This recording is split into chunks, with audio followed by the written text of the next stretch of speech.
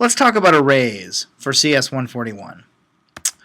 So we got some learning goals here.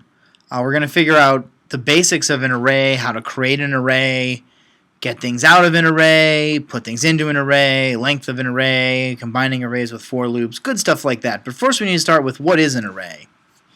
So this is a very profound question. This is a new data type, and it's going to consist of an ordered collection of a particular base type.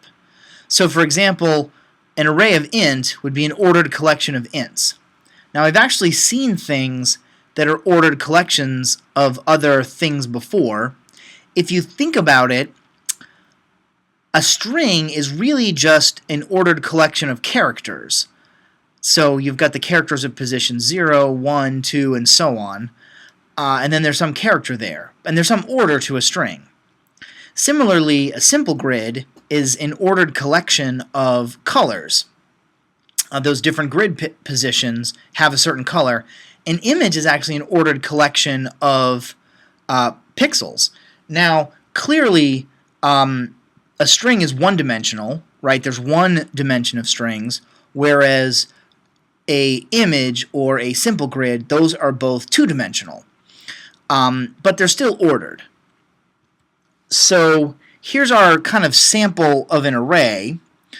So this is the array. Here we have the indexes. And as always in computer science, we start counting at 0. So index 0, 1, 2, and so on. And since an array of integers, it's allowed to have certain values. So here we've got 54, 19, 12, -1, and 8. So I'd say the length of this array is 5. So the index is 0 through 4, so length would be 5, very similar to strings. And the data values contained are, 54, 19, 12, and so on. And those are located in a particular position. The example, the metaphor that always showed up in textbooks back in the day when I was first learning computer science was talking about, like when you go to the mail room, you've got different mailboxes, and if you're the person working in the mailroom and you're putting mail into those boxes, all these boxes are numbered, and then you're putting different things in them. So that's kind of the idea here. At index 0 or mailbox 0, we're going to put 54, and at index 1, mailbox 1, we're going to put 19, and so on. So this is the syntax for creating an array. This is the type. This is the variable name. If you notice, all of our variable declarations, they all look like this. You've got some type here, then you've got the name of the variable. Here I'm calling it the array.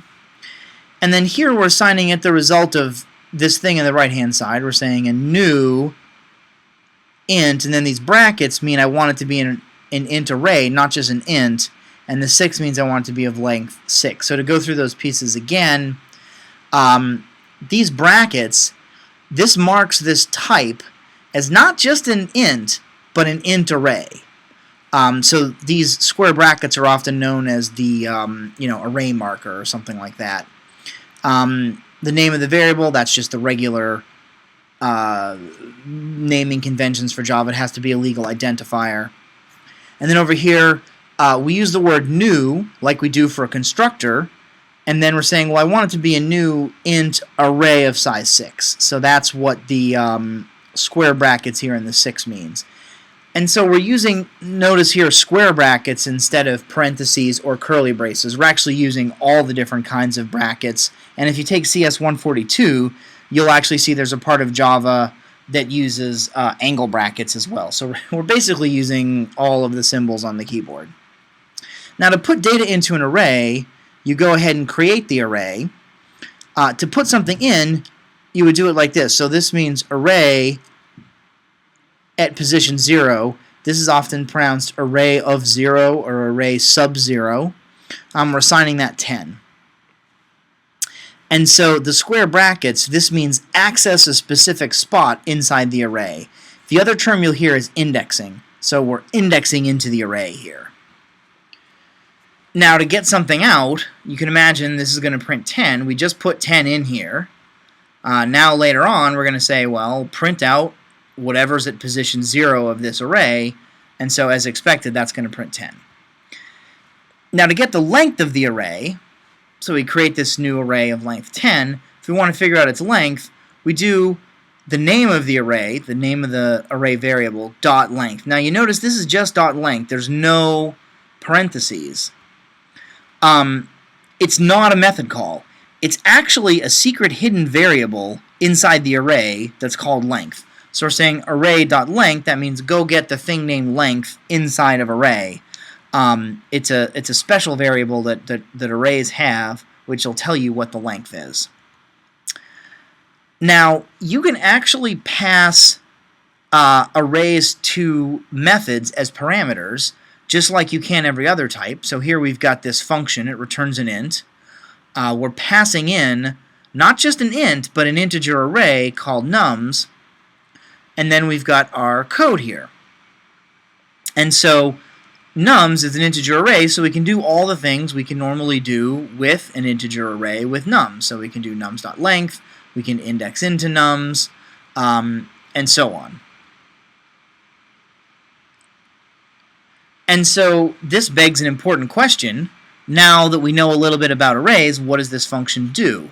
Go ahead and pop on over to Moodle for these Arrays 1 review questions and go ahead and try to answer this. So what does this do? Let's go with count the positive values. And so you can kind of see how that's happening. This is not just a single integer, but it's actually a whole array of integers. We're initializing a count to 0. We've got a for loop, right? We're starting I out at 0, and we're going strictly less than nums.length. So if the length is 10, this will go 0 to 9. If the length is 5, this will go 0 to 4. Length is 100, it'll go 0 to 99.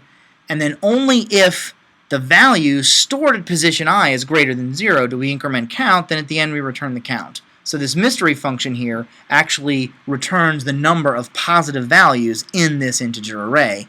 And what's fantastic about this will work for any integer array because it's using the length variable inside the array to figure out the length in terms of how many iterations of the loop you want to do.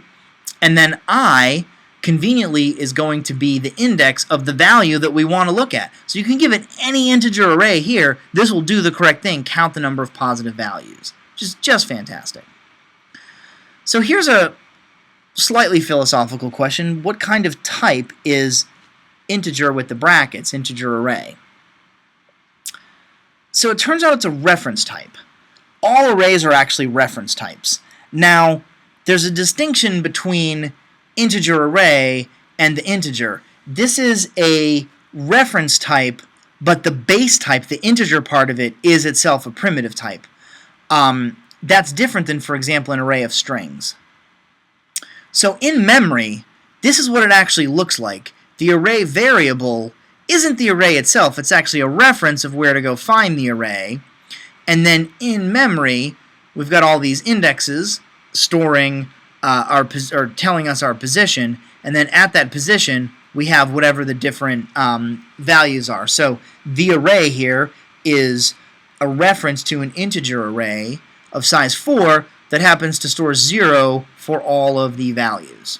So this is what it looks like in memory. This is why we say it's a reference type, even though in the array the base type we're storing is an integer. So it's a primitive type.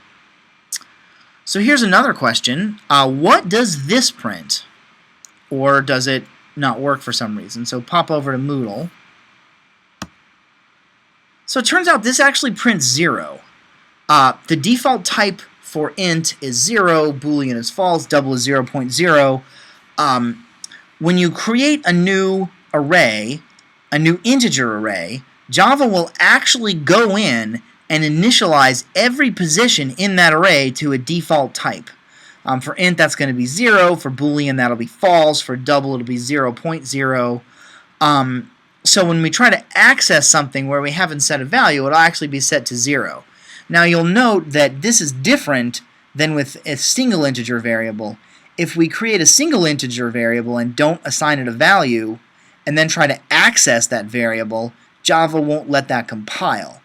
Now, do you want to take a guess as to why it's the case that with an array, Java initializes everything, but with an integer it doesn't? Why would it do all that extra work for the array?